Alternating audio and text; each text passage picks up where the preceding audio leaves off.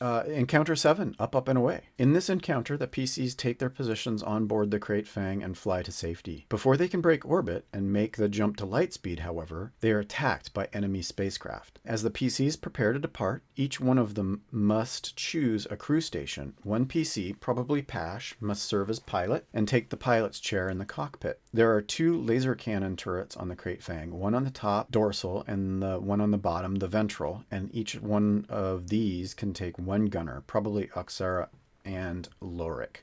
The 4th PC, probably Vex, can man the engineering station.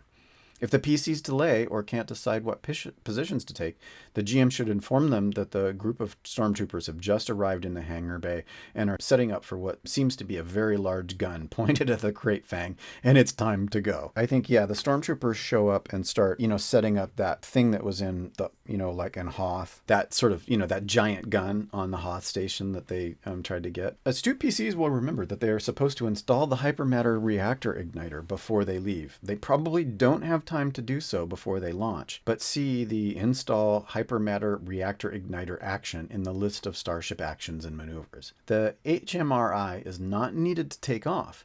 If the PCs ask if they need the HMRI, allow them to make an easy knowledge check to determine that the HMRI is only needed to jump to light speed, not to leave the planet's atmosphere. If there's fewer than 4 PCs, it changes some of the rules. Once the PCs are settled into position, they can launch the KRAYT FANG and fly into the skies of Mos Shuuta. And this does not require a skill, it's trivial. Reader paraphrase the following. The KRAYT FANG thrums around you as its engines power up, lifting through the hangar bay doors into the bright sunlight. Sunslight? It actually says sun's light.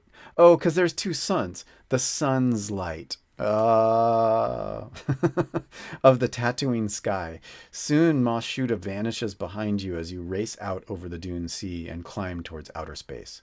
Suddenly, an alert klaxon blares. As you leave Tatooine's atmosphere, several spherical starfighters with distinctive hexagonal wing assemblies appear on the ship's scanners, screaming in and on an intercept course. TIE fighters. The starfighters shoot past, laser cannons blazing, and sparks fly from a console in the cockpit. You've been hit. You're not clear of the planet's gravity well yet, and you can't jump to light speed without the hyper reactor igniter installed. You have to deal with these TIE fighters first. The TIE fighters give the KRAYT FANG a glancing blow, and the Krang suffers 2 system strain. Okay, so the KRAYT FANG has defense 1, armor 3, hull trauma 22, and 14. Oh my god, that's a lot to keep track of. So it suffers 2 stress. Handling is -1? Oh no. Okay, so there's a setback die added to that. A number of setback die that are added to attacks against the ship is 1, and armor is soak, and then hull trauma is wounds, and system strain threshold, it's disabled and must be repaired. Okay. The TIE fighters are defense 0, armor 2, trauma 6, and system 8. And there are 4 TIE fighters. So let's go ahead and we're going to just switch over. I don't have a space thing, a space map. So the TIE fighters have already reached close range from the KRAYT FANG. There are 4 TIE fighters, and TIE fighter act in wings of 2 fighters each.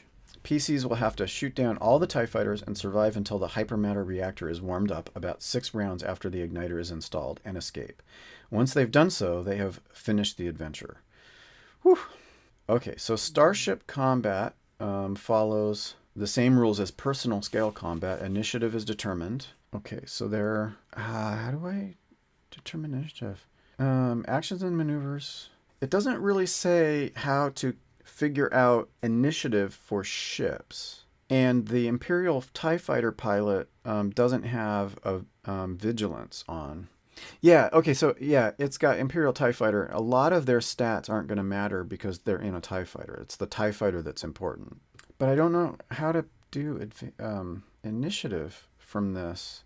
If we do vigilance is willpower of 2. So I'm assuming that the TIE fighter's initiative is 2. And so that's 3 success and 2 successes. So we want this other NPC thing. And now we can go with our characters. So let's see. Vigilance. That's 3 successes. So we'll put 1 PC ahead. And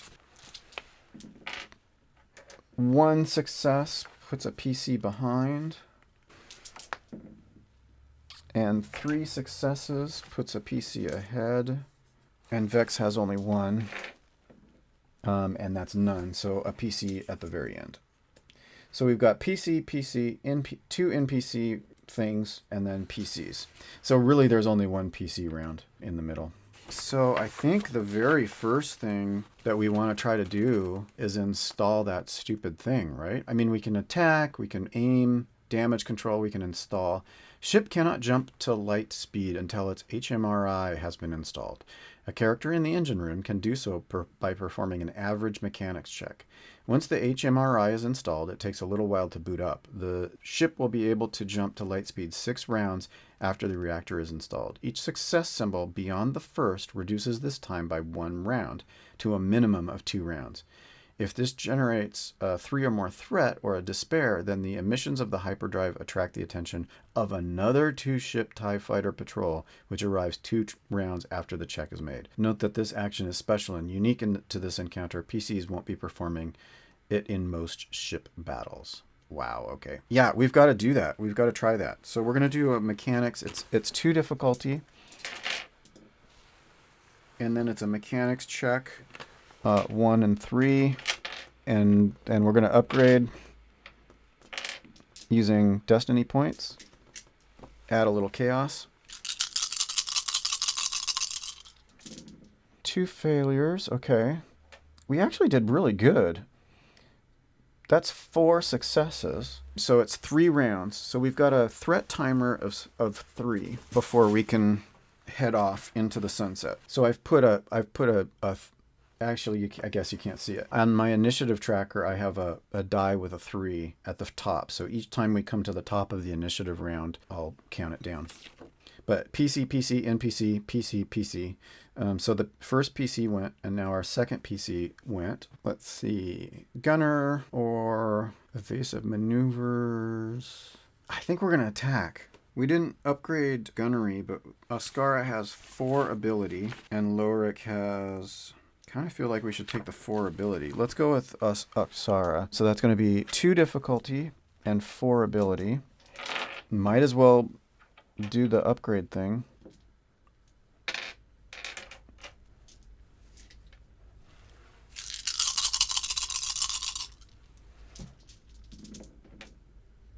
Okay, so shoot, that's 1 failure and 2 advantages. She's gonna get here actually.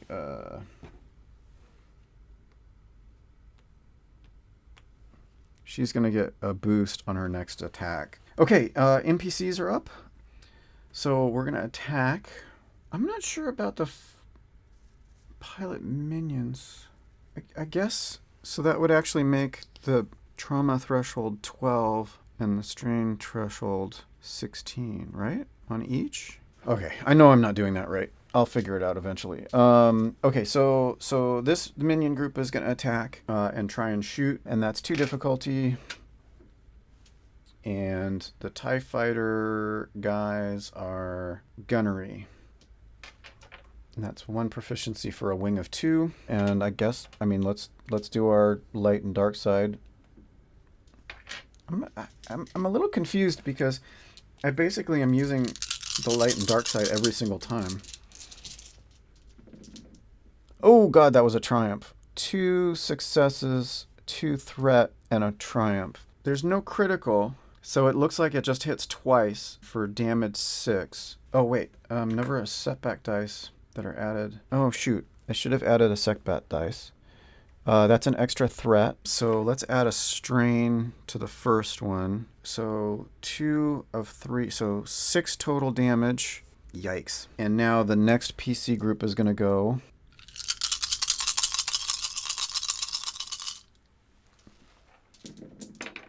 That's 1 success and an advantage. And so that actually is another linked. So that's going to be Oh, and I suppose, actually, he should have gotten an advantage, a boost die on his next attack. So that's going to be another 6. Oh my god. So that's 12. Yeah, that's a lot of wounds. Wow, wow, wow, wow. Okay, and a PC. I'm thinking about using evasive maneuvers. Yeah, let's do that. And that's going to be piloting skill. It doesn't actually require a roll? It looks like it doesn't require a roll to use evasive maneuvers. So I'm just going to say that it works. And it works until the beginning of the next round. Oh, that's useless. Because the next round is like right away. No, that's useless. I need to use that way up in the beginning. I think we're going to do gain advantage. Pilot of the starship maneuvers to gain an advantage over an enemy vessel. Pilot chooses another ship and makes a pilot check. If they're successful, they've gained advantage over the enemy, and everyone on the pilot ship ignores the penalties associated with evasive maneuvers, both on the part of the pilot ship and the target ship, when shooting at the enemy ship. The bonus lasts until the end of the following round or until the enemy ship uses gain advantage in return. I don't see anything useful for them to do. I mean, let's use the evasive maneuvers maneuver and then gain advantage action. So I guess, yeah, we'll use 3 difficulty against Pasha's piloting. 2 and 1.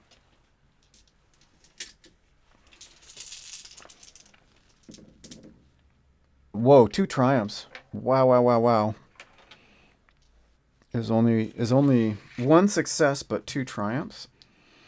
Yeah, so I guess we'll do that one, I guess. I don't know. And then evasive maneuvers. And then we go to the next PC. So Lorik is going to try with gunnery. And so it's 2 difficulty and then 1 and 2.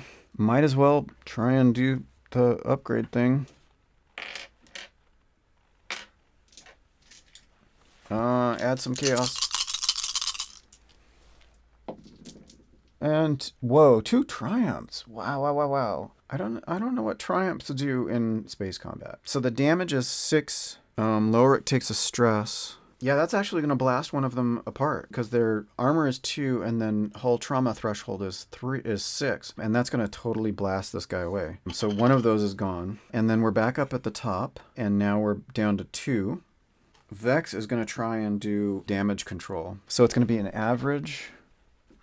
On a successful check, 1 point of system strain or hull trauma is repaired. What? Okay, that seems completely out of it. You can only heal 1 point. That's each success. Or you need more engineers. Wow, that's crazy. So a mechanics check. 1 and then 3. Might as well add some chaos.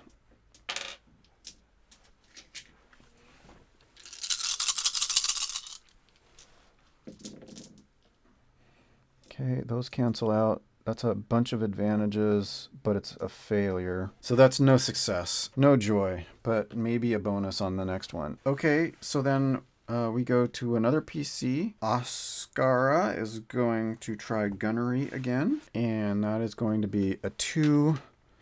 And then her gunnery is 4.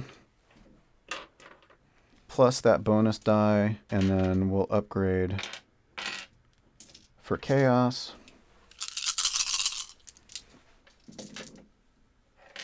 Okay, so that cancels out. That's 3 successes and 2 advantages. So we're going to take a bonus on the next one with those advantages, and then it's 3 is 9, and that is enough. Actually, that is enough to kill this next one. So that other TIE fighter is blown out.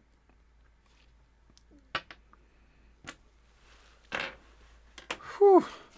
Wow, wow, wow, wow. Okay, so these NPCs are going. So it's going to be 2 against their gunnery. And we're going to upgrade.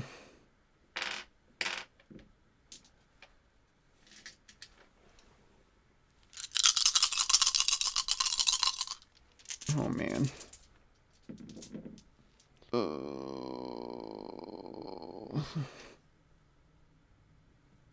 1 success and 2 threat, so that means it links.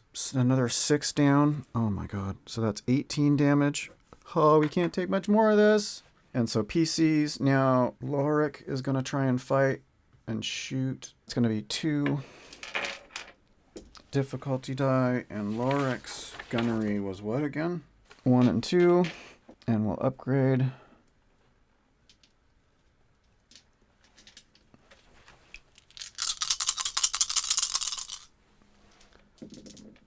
Oh no.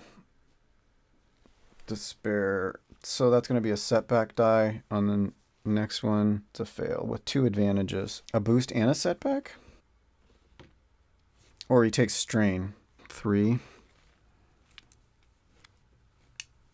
Let's just do that. That seems weird. So that was not great. And then the last PC is going to be Pash. Evasive maneuvers, and we'll try to gain advantage. It doesn't really make any difference, it doesn't seem like. Because he's got to do it at the beginning of his beginning of the round, or it just doesn't make any difference. That's a whole lot of failure. Oh no, it actually cancels out. It perfectly cancels out. Nothing happens. Wow, that's wacky. And then we're at the top of the round. We only need to make 1 more. A Scar is going to go and try and shoot. Yeah, I mean, our 2 gunners are going to go. We're going to try and get at least 1 of them. And then a bonus, and then use Destiny to create more chaos. See, it's a little weird, this Destiny, because it's staying steady at exactly that. Like, I'm not using... It seems weird. So that's 1 success. Well, that wasn't enough to cause a lot of damage. So that's 6, 7, and a soak of 2 is 5. Almost enough to kill 1. So then we'll go to Lorik and try and get...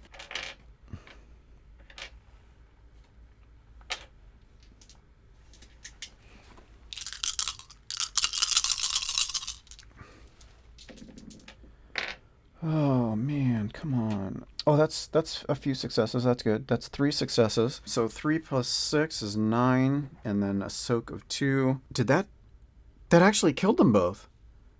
That's 7. That's enough, because that takes that 5. He had 5 damage already. That's actually enough. Yeah. Whoa! These 2 just like blew up into each other. Wow. Whoa, that was wild.